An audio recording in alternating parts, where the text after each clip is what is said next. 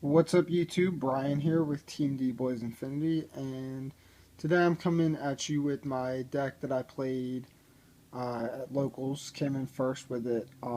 It's an update to my Metalfoes list. Obviously, I've been playing Metalfoes since they came out, and I really enjoy playing the deck. So I had to update it with the new set release with Raging Tempest. So the deck's still really strong.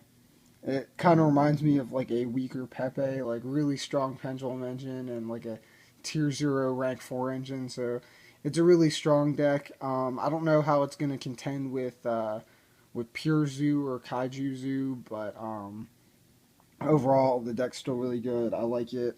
There's still a lot of different things I can do with it, a lot of work that needs to be done, but this is the list I came up with to play at my locals, and it did pretty well. So without further ado, I'll get into the deck list.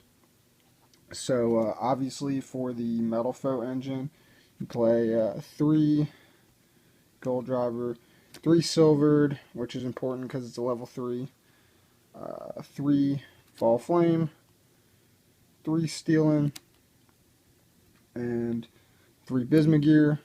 Not much needs to be said about those. Your best hands are still the ones where you open a lot of Metal Foes.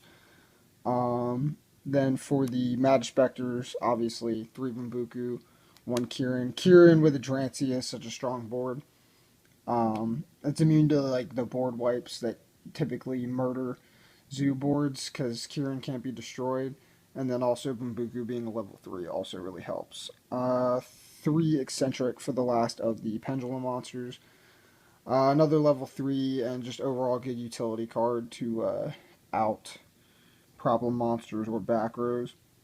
So with the new set, obviously we got 3 Rat Pier, and I play 1 Viper or Whiptail for the Zoo engine, and then the 1 Dragoons of Draconia because you can search it off of Bullhorn. Because obviously this deck has had a lot of problems getting to low scale since you only run the 6 Gold Driver and Silvered. And then, like, obviously, eccentric and all your 8 scales. There's a lot of high scales. I did actually miss the King Bear. There's a point when I could have gone for it when I was kind of like, my plays were kind of, like, I didn't have a high scale when I opened up in my first game, but my opponent bricked. He was playing Kaiju Zoo, so he also bricked somehow. So it was a really slow game, but yeah, I don't know. I'm gonna test like some other stuff. Maybe the King Bear as an option, as another high scale. But yeah. Overall, the deck is it's definitely an option. But Dragoons of Draconia is obviously the best because you do have trouble getting the low scales. So then I have some 1 card extra deck monsters, Rabbit and Tour Guide. Rabbit can go into Gold Drivers for like a rank 4 or Silvered for the Invoker, and this can get Eccentric for Invoker as well. So both really strong cards, and then Rabbit can also be used for fusion plays. And then the last monsters is 2 Maxi. Absolutely a staple of this format with Zoo running around. It's too needed. For the spells, I didn't play a lot. Metalfoes Fusion, Full Metalfoes Fusion, obviously.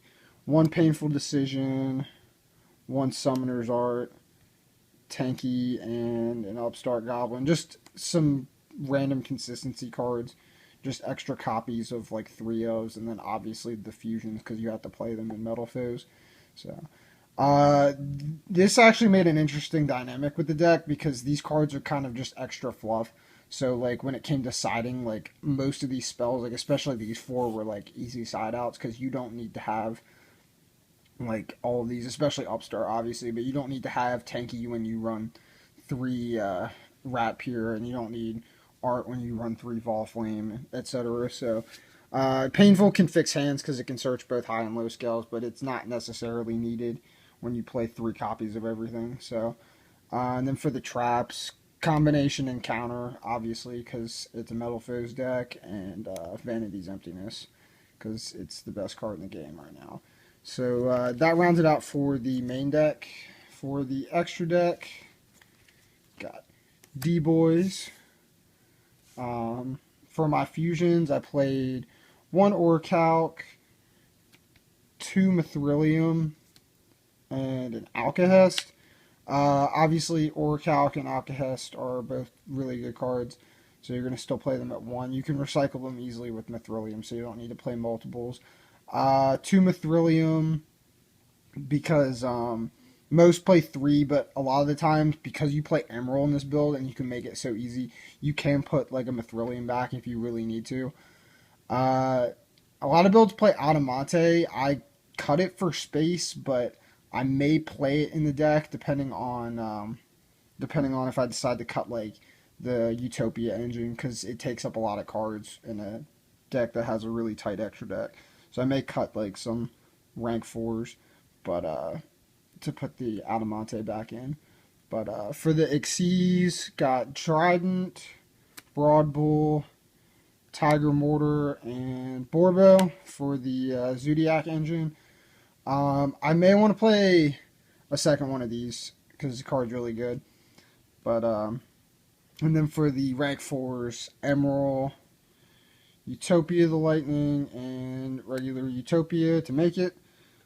Castel, Dweller for any graveyard decks, and then for the rank 3s, Invoker and Breaksword. I do want to talk about one of my matchups was in the finals. I was playing a Metalfoes mirror, and this is just because like a really weird interaction came up, so I just want to talk about it. But he was playing like the Draco variant, so it was just kind of scary for me because obviously in the mirror match, like Vector is a really good card. But I sided Ghost Ogres today, and I sided him in against the mirror because you could like hit scales with them. So I was like, it's one of the better cards I have for the mirror. So I had like this really weird, like he kind of bricked because he was going first in game 2. And he opened full Metalfoes fusion, counter, and like 3 Metalfoes. And he knew I was playing the Zoo engine in my deck, so he knew he couldn't just like scale, search a card, and then like pen 1. Because like that's not going to be enough. So he went ahead and full Metalfoes from hand to summon Alcahest to try and put something defensive on board. And I opened like a really awkward hand. So this was in my hand, and I didn't get to use it because he didn't put his Metalfoes in scale. I opened this, that, eccentric,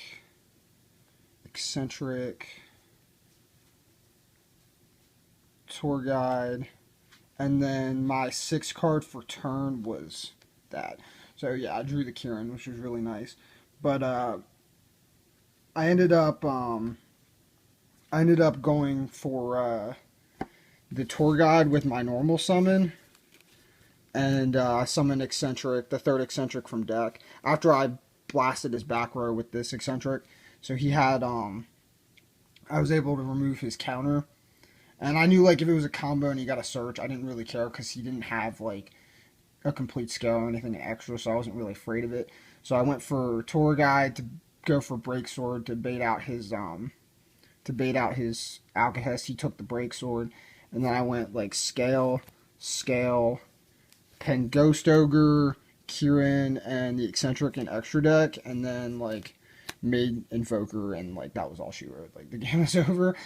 But I was like, this is a really awkward hand. I was like, but I do have 2 level 3s to make Invoker, because this happens to be a level 3. So, this is kind of a neat interaction, so I wanted to talk about it, obviously. But, yeah, the deck's pretty good. I don't know how it's going to fare against, like, the pure Zoo or Kaiju Zoo builds, but, I was happy with it as is. I may do more work on it in the future, but, anyway, if you enjoyed the video, make sure you, leave a thumbs up and subscribe to the channel. If you have any comments, like questions about the deck or any suggestions, leave them down in the comments below. And thank you guys for watching.